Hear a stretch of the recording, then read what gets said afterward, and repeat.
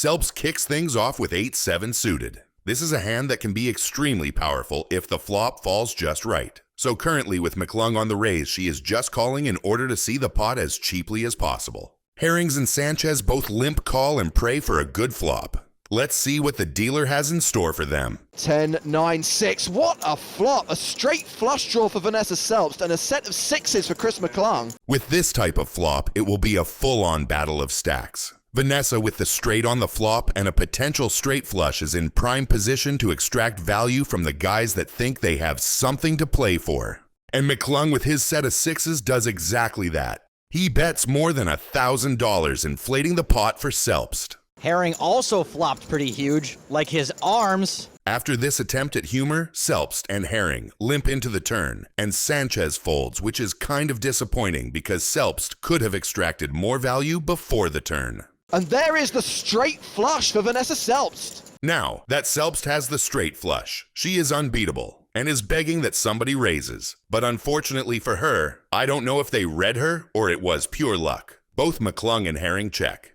which Selbst then follows. The river delivers the 10 of clubs, which is the perfect card to bait McClung into thinking that having a full house is somehow the strongest hand on the table, which he 100% falls for and bets $4,000. He doesn't want anyone who isn't committed to the hand to be playing it. Selbst takes her sweet time in deciding what to do, which is understandable. When you know you have the best hand on the board, you have the tough decision to make on what size raise do you make to extract maximum value. She moves all in.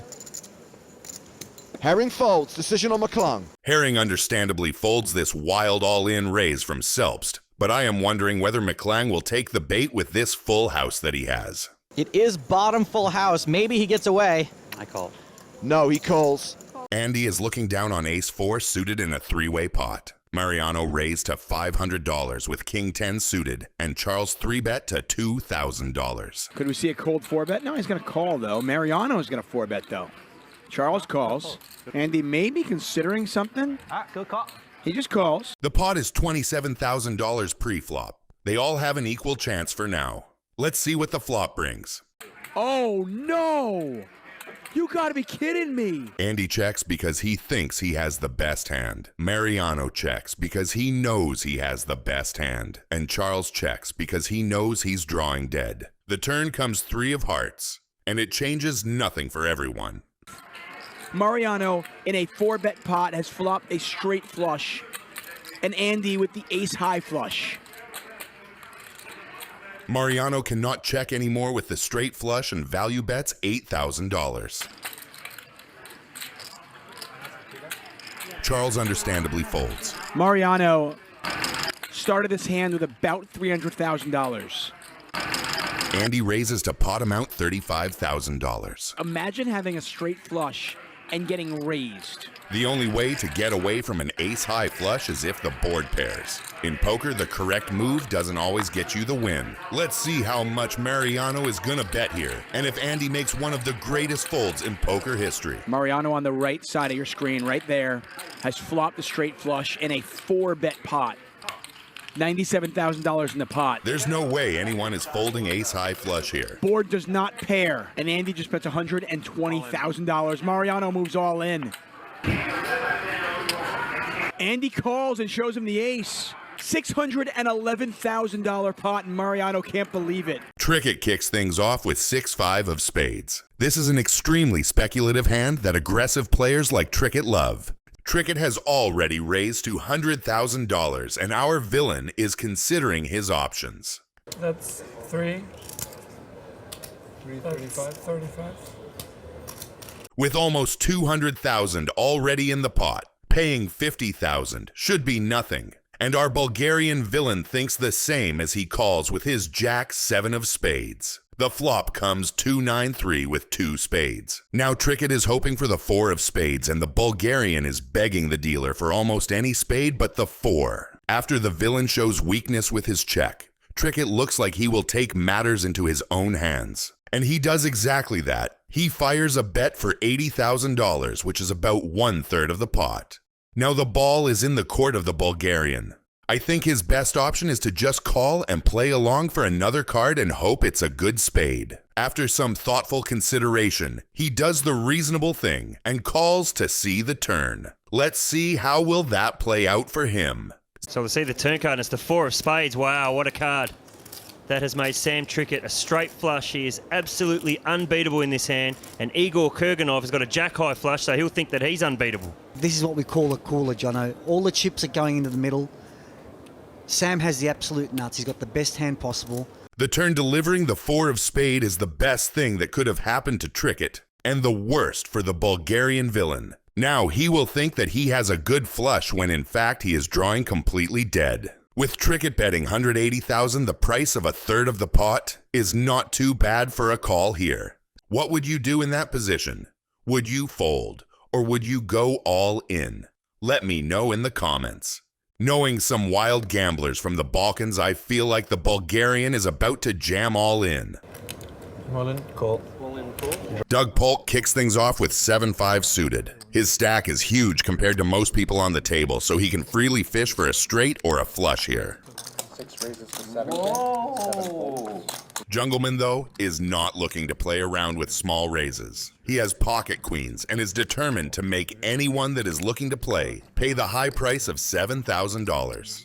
Now that everyone but Doug Polk has folded and it is his turn to act, what do you think his next move will be? How much we got here, Jungle?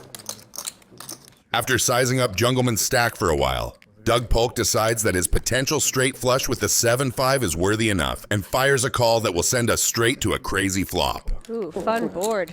If it's a split pot, Double gut shot for Doug. You move your hand in the way.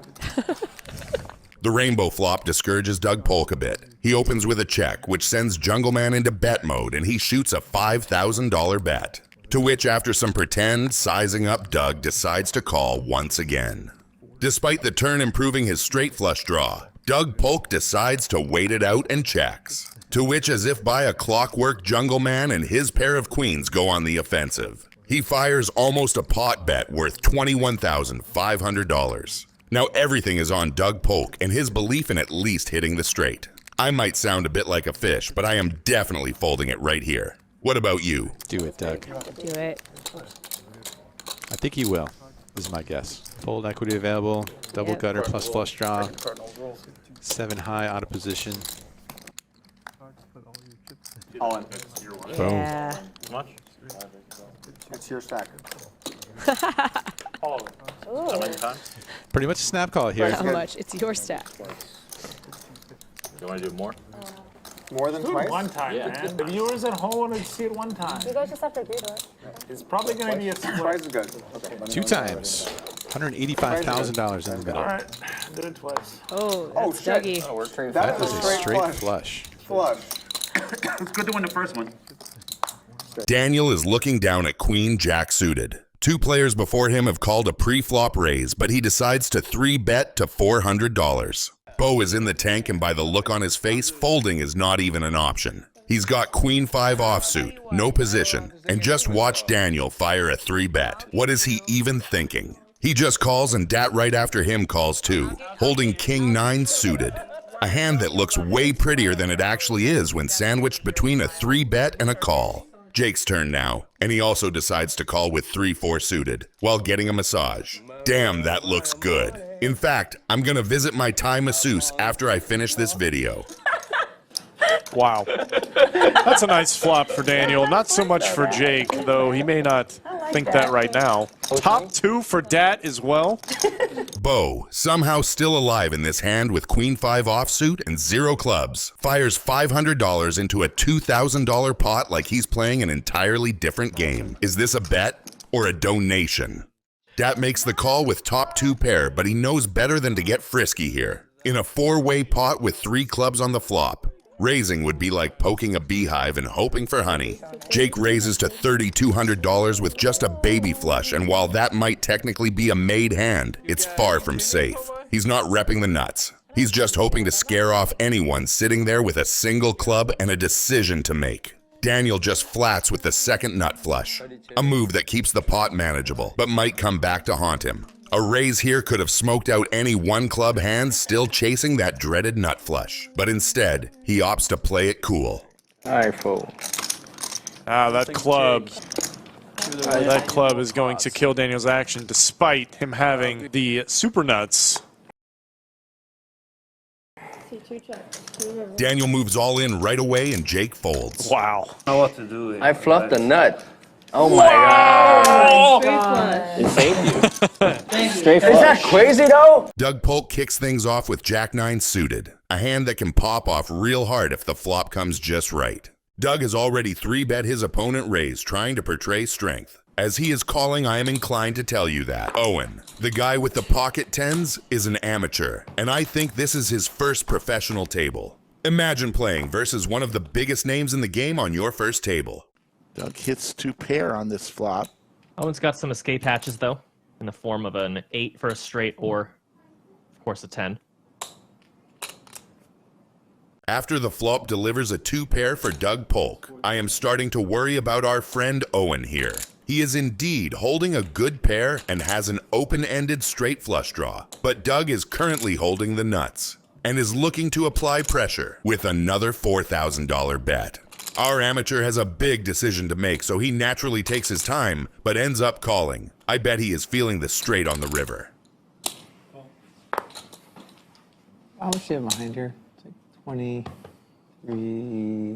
43, 50? 50? Oh my goodness. Nice turn card for Owen. Not only does he have the straight, he's got straight flush redraw. With the straight on the turn, Owen now takes 35 seconds to decide that he wants to bet more than half the pot for $10,000. But don't worry, I have sped it up for you. Owen goes for a 2/3 pot bet. Sets up a nice-sized river shove, should he get called. After the amateur bet, Doug's call was almost like a snap call compared to how long they're taking to decide this game. Doug's not going to go anywhere. 2-pair just yet. And there's the straight flush. Wow. All in. Owen does go all in. Really brutal. But if Owen taking so long to decide wasn't enough, Doug Polk contemplated the laws of the universe for a minute and a half before making his decision. But once again, I have sped up to his decision. Let's check it out. Queen X of diamonds. I have so many hearts though. Doug is just trying to think of hands that he beats. I don't like this one bit. I don't like this one bit. Yeah, maybe Owen has king, queen of diamonds exactly. $383,000 pot. Ryan is looking down on ace-deuce suited. He got involved in a few bad beats that night, but little does he know the worst is yet to come. Nick Airball takes the button and turns pre-flop into a leverage spot built on position and blockers. His small 3-bet keeps his range wide and the stacks deep, daring the blinds to define themselves out of position. Ryan answers with a chunky 4-bet from the blind, the classic polarized blend of premiums and suited wheel aces that block 5-bet value. Nick's 5-bet to 33K is deliberately petite and keeps everything playable. That sizing telegraphs polarization 2 hands happy to shovel later, and a few suited high-card bluffs that block premium combos and still see flops well. King 9 suited is exactly that kind of wolf in sheep's clothing. It removes King X from Ryan, plays clean on Broadway boards, and retains disguised equity on monotone textures. Ryan's call with ace-2 suited preserves his 4-bet bluffs and defends his story, but it consigns him to the worst seat in a 5-bet pot and leaves him short on nuttiness unless he specifically shows up with the ace of hearts. 68,000 almost already in the middle. The flop is a monotone Broadway dream for the button, and Nick has the dream within the dream king of hearts and 9 of hearts for the straight flush. On these boards, the 5-better naturally owns the suited high card advantage, so his small continuation bet works on every level. It pressures ace-high and medium pairs. It denies a cheap look to hands with a single heart, and it looks perfectly routine whether he's bluffing or holding the nuts. Ryan's call keeps his range wide, but already shaky. With ace-2 of diamonds, he has no flush equity, no pair, and no blocker to the nut region Nick actually represents. He's floating almost entirely on the belief that later aggression will fold out hands like red queens or a single king of hearts. The problem is structural. Without the ace of hearts in his hand, his story is missing its cornerstone. Every call he makes builds a pot he'll be forced to bluff later with nothing to lean on. The turn is a blank for Ryan's real hand and a test of discipline. When Nick bets again for 26K, it's the kind of second barrel that keeps pressure on weak pairs and teases calls from single heart holdings. While we wait for Ryan's decision, I would be very grateful if you hit the like button. It helps out a lot. Thank you. What is Ryan doing? He raises. Ryan turns to the only weapon he has and check raises to 80K. On paper, it's a move that can make sense. A blind who 4-bet pre and check the flop can credibly represent slow-played ace-high flushes or overpairs containing a big heart. The trouble is combinatorics. Against Nick's 5-bet range full of king-high and ace-high suited broadways, you need the ace of hearts or king of hearts in hand to strip value from his continuing region. Without it, you're bluffing into a range that simply doesn't fold. You can see Ryan rolling his eyes at himself. Nick's decision to flat rather than jam is the final layer of control. It keeps Ryan's bluffs alive, invites another shove from weaker value, and guarantees a river spot where his straight flush is untouchable. All in. And Ryan shoves. You win. And loses a $383,000 pot. Oh, what a stupid Wow. Tedeschi kicks things off with pocket queens. He is raised to 36,000, but he's up against McAllister, whose cards we don't know yet. Philip McAllister calls out of a stack of 1.74 million. Yeah, that's a lot of dimp. Rabba comes in from the big blind, so a three-way to the flop. Jaya Rabba. And that flop is queen 8-4 with 2 clubs.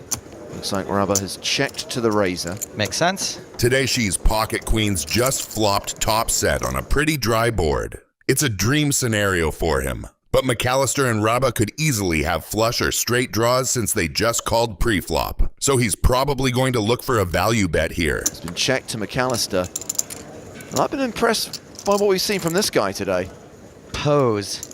Really? It supposedly means you're comfortable. A lot of poker players sit like that. So the bet from McAllister is 48K. Rabba doesn't look like he's gonna fold here. We don't know if he's drawing or if he actually has a piece of the board. But after Tedeschi checked on the flop, he might raise and try to scare him off. Rabba calls. Monsieur Tedeschi. I think it's Paul Tedeschi, actually. Tedeschi's in an interesting spot here. He's confident his hand is strong, but Rabba's call indicates some kind of draw or a strong pair. He's probably wondering if Rabba's just trying to see the turn cheaply or if he's setting up a move. It's a tricky decision. Does he bet for value, or does he just call and allow these two bad boys to potentially bluff on the turn? That's a call as well. We're still three-way as we go to the turn. Yeah, Jack of Hearts on the turn. Rabba checks. And I think that was a check from Tedeschi, yep. He's gone from the one arm on one shoulder to 2 arms on 2 shoulders. The old water slide pose. Philip McAllister bets again, 136,000. This could be a potentially huge pot. Especially as it looks like he's calling. He's raised all in. McAllister just called. He flats the all in. But look at the price he's getting. Cool. Okay, well. Does call. No one has a pot-sized bet left behind now. Good point.